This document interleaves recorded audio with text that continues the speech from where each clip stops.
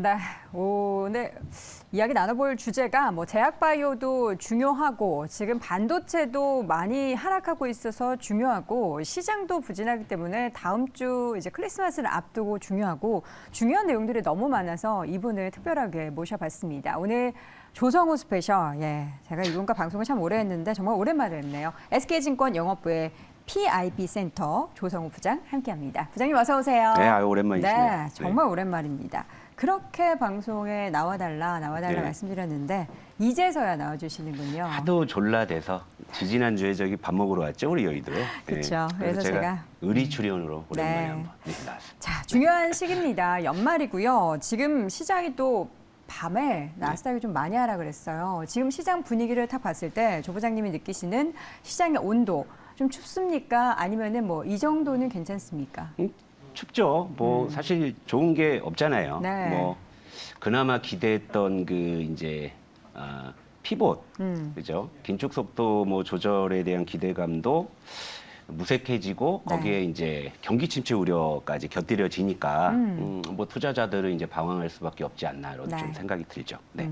지금 상황 속에서 그렇다면 이제 내년도 그러니까 연말이니까 내년도 증권가에 뭔가 밴드들이 많이 나오잖아요. 근데 사실 저는 이게 무슨 의미가 있나라는 생각도 좀 들긴 하는데 그래도 한번 좀 어느 정도 수준으로 낮게 보는지.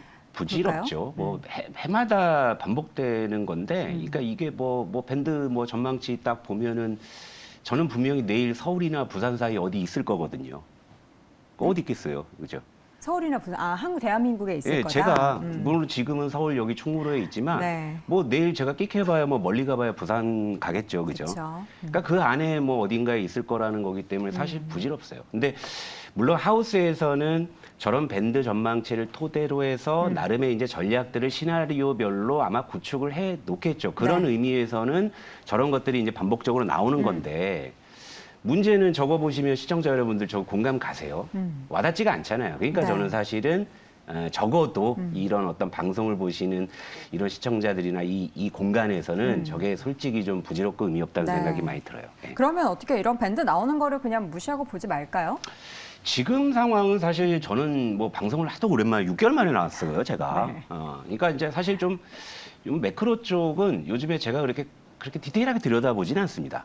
매크로 이야기를 정말 오래 했던 올 한 해였거든요. 근데 보지 않으셨다라고 하면은 시장을 안 보신 건 아니잖아요. 보는데 이제 매크로 관련해서는 말할 게 없는 게 사실 하는 말이 그냥 아무 말 대잔치처럼 되는 거예요. 오늘 한 얘기가 내일 안 맞고 또 내일 그럴 것이다 하는 게 오늘 안 맞아 버리니까 물론 그 중에 뭐 누군가는 뭐 맞추는 그런 사람들이 있겠지만 정말 뭐 이런 어떤 그 일정한 패턴이 전혀 보이지 않는 이런 시장에서 매크로를 예측한다. 아니 그 노벨 경제학상 받은 경제학자들도 지금의 경제 상황을 예측할 수가 없는데 일개 증권사 나부랭이가 무슨 뭐 매크로 어떻게 맞춰요. 그러니까 지금은 이제 그런 매크로는 물론 체크는 하죠. 근데 실제 저는 그냥 객장에서 조용히 우리 손님들하고 그냥 소꿉놀이 하는 거예요. 그냥 종목이나 그냥 매매하고 있는 거지. 뭐 제가 이제 물론 매크로를 뭐 말씀드릴 자신이 있으면은 방송에 조금 더 자주 나올지도 모르겠습니다만 지금 나가봐야 뭐 그렇게 할 얘기가 많을까 뭐 이런 생각이니까. 지금 그러면 어떤 종목을 주로 매매하고 계셨어요? 요새 사실 국민주라고 불리는 우리 삼성전자, SK하이닉스가 이렇게 많이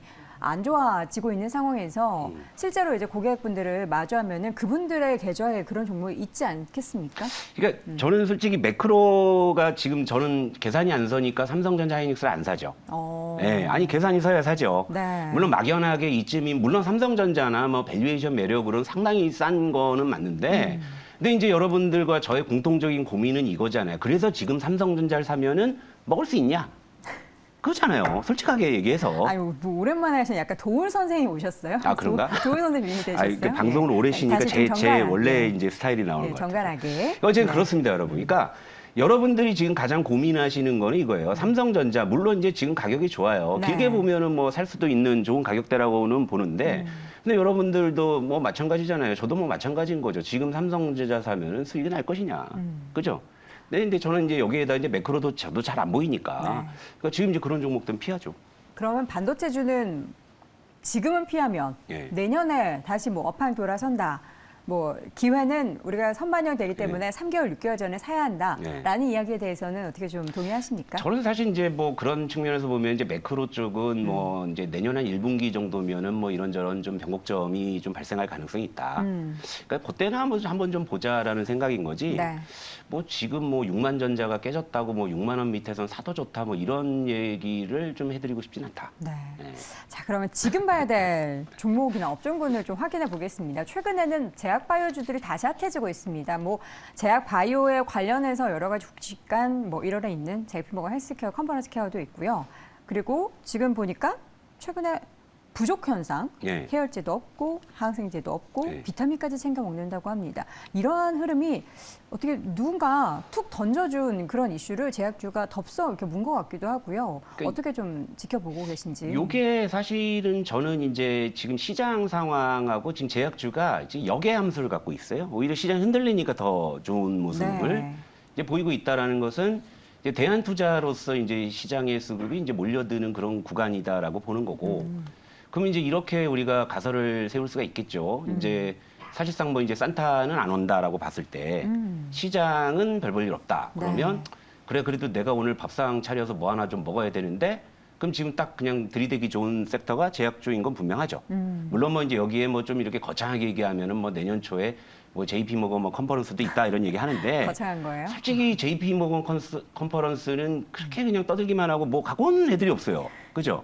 그러니까 저는 그건 생각 안 해요. 왜 그냥 한미약품 뭐 이렇게 막 수출하고 막 아, 그러잖아요. 물론 덜어 있죠. 네. 덜어 있는데 대부분 안 갖고 오잖아요. 그러니까 거기에 대한 기대감보다는 지금 당장 그 중국이 돈버는. 이제 봉쇄 완화를 하면서 물론 이제 리오프닝 쪽에 대한 기대감도 가져볼 수 있겠지만 저는 네. 오히려 이제 시장을 없앴다는 쪽은 오히려 이제 이런 좀 제약주 쪽이 될 가능성이 있다라는 뭐 그런 생각이고 네. 뭐 여담입니다만 사실 이제 중국에서 갑자기 이제 이렇게 봉기가 일어나게 된 계기가 월드컵이거든요. 그렇죠. 이 축구 보고 있는데 저기는 몇만 명이 모여가지고 마스크도 안 쓰고 있는데 우린 뭐야 이제 이렇게 촉발이 된 거라. 맞아요. 그러면서 이제 이거를 당장에 재봉쇄하기는 쉽지 않다라고 보면 그럼 결국 이제 중국의 코로나 확진자 수 폭증은 이제 불가피한 거다. 네. 그러니까 그런 걸 이제 시장이 좀 머금을 수 있다라는 측면에서 본다면은 뭐 그러니까 소꿉놀이하기에는 지금은 제약주만한 게 없다고 그런 생각은 좀 합니다. 네. 자꾸 소꿉놀이라고 하시는데 어쨌든 그 소꿉놀이의 표현이 단기적인 매매를 말씀하시는 건가요? 혹시? 그렇죠. 네. 그럼 제약바이오주의 단기적인 움직임이라 하면은 연말에는 제약바이오주로 우리가 좀 수익 내기 좋다 이런 분위기는 좀 당분간은 이어질 것이다로 보시는지. 예, 그러니까 이게 저도 이제 이쪽에 조금 더 제가 이제 포커스를 두게 된 거는 이제 이번 주에 그 미국의 그 11월 CPI 나왔고 네. 그다음에 이제 FOMC 어제 있었고. FOMC 있었는데 요 두 개가 사실은 이제 매크로의 방향을 결정지을 수 있는 두 개 큰 이벤트였는데 네. 그게 우리 기대처럼 안 돼 버렸잖아요. 안 돼 버리면은 이제 결국엔 지수 게임은 안 된다라고 봐야 되죠. 그러면은 여기서 그럼 할 수 있는 건 결국 이제 업종이나 이제 종목 플레이인데 네. 근데 이게 이제 개별로 움직이는 게 아니라 이제 군을 이뤄서 움직이는 거기 때문에 요런 이제 제약주의 지금 이제 천하제일 단타 대회에는 기관 외국인들도 참전하고 있으니 요게 뭐 하루 이틀짜리는 아니다라는 그런 생각을 좀 하고 있다 이겁니다. 네.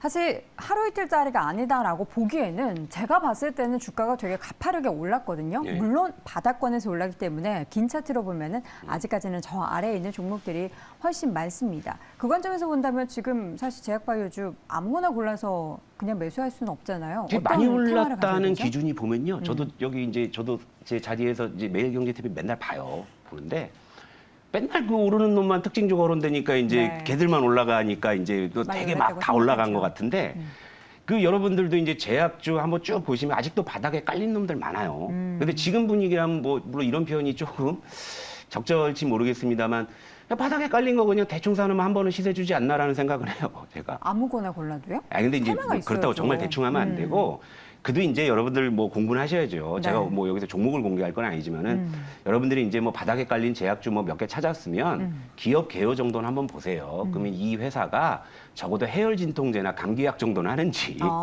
그 정도면은 저는 뭐 되지 않을까. 그러니까 지금 뭐 이미 뭐 며칠 동안 뭐 말도 안 되게 급등한 종목을 뭐 지금 사도 됩니까? 뭐 더 가냐 마냐는 저는 사실 그런 거 관심 없고. 그래도 이제 좀 아직도 이제 바닥에서 그런 어떤 좀 품목들을 취급하고 있는 뭐 제약주 중에서 뭐 네. 이왕이면 뭐 배당이라도 몇 푼 주면 더 좋은 거고. 그죠? 그런 쪽으로 접근하신다면은 저는 아직도 뭐 제약바이오는 뭐 충분히 그래도 연말에 또 뭐 소고기 구워 먹을 정도의 게임은 되지 되지 않을까 그렇게 봅니다, 저는요. 돼지고기 아니고 소고기 되는 겁니까? 소고기 네. 요즘 그 속값이 또 많이 떨어져갖고 아, 그래요? 돼지고기 값이 별치 않나요? 어쨌든 지금 시장 연말에 우리가 수익률을 내는 것 자체가 참 쉽지 않은 장세가 펼쳐지는데 그 가운데 있어서도 제약바이오 쪽에 있어서는 어떠한 종목이 우리에게는 조금이라도 수익을 안겨줄 수 있다라는 그런 말씀을 해주신 것 같은데 그럼 연말에 증시 전략을 짤 때 우리가 일단 산타랠리는 없대라고 보시는 거겠죠? 예, 뭐 저는 이미 그렇게 보고 있어요. 산타는 예, 없고 예, 그 예. 가운데 예. 업종을 하나 고르자면 유일하게 제약바이오밖에 없습니까? 그러니까 지금 제 기준입니다, 여러분. 뭐 제 말이 딱 뭐 맞을지 틀릴지는 정말 모르는 거지만 저 다음 주 휴가예요. 그러니까 다음 주 휴가라는 건 뭐예요? 그러니까 연말에 뭘 안 하겠다는 이야기잖아요. 그러면 휴가 전후로 해서 뭘 하냐? 그러니까 제약주에서 소꿉놀이 정도 그냥 하면 되지 않겠냐? 네. 이런 정도인 거죠. 그런데 이제 제약주 같은 경우에는 전통적으로 이 변동성이 고약하고 이러니까.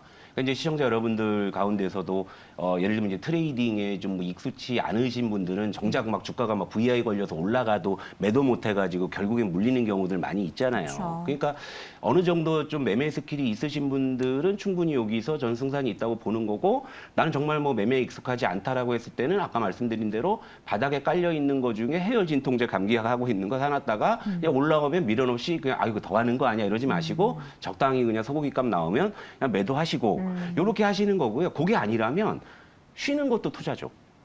예, 이 연말에 벌써 이번 주에 있었던 빅 이벤트 2개가 우리의 네. 기대와는 지금 다르게 돌아가는데 뭐 갑작스럽게 산타가 뭐 이렇게 깜짝 쇼를 할까 뭐 그럴 가능성은 뭐 없다고 보는 거니까.